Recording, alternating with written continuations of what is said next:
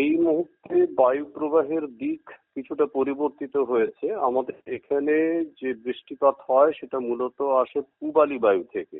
জলীয় বাষ্পটা বঙ্গোপসাগর হয়ে ঢোকে, ফলে পূবালি বায়ু সক্রিয় হয়েছে লাস্ট 48 ঘন্টা।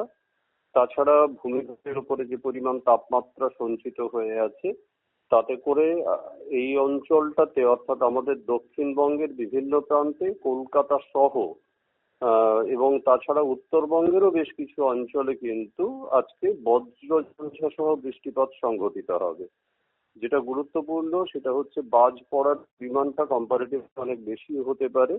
তার কারণ এই মুহূর্তে ভূমিভাগের তাপমাত্রা কম্পারেটিভলি অনেক বেড়ে গেছে।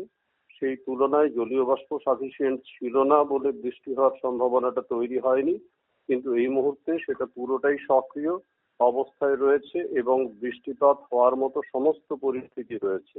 ফলে আগামী 24 থেকে 48 ঘন্টা দক্ষিণবঙ্গের বিভিন্ন জায়গায় কলকাতা সহ বজ্রঝঞ্ঝা সংঘটিত হতে পারে এবং সেটা মাঝারি থেকে ভারী বৃষ্টিপাত, কোথাও কোথাও মাঝারি বৃষ্টিপাত, কোথাও কোথাও ভারী বৃষ্টিপাত সংঘটিত হতে পারে।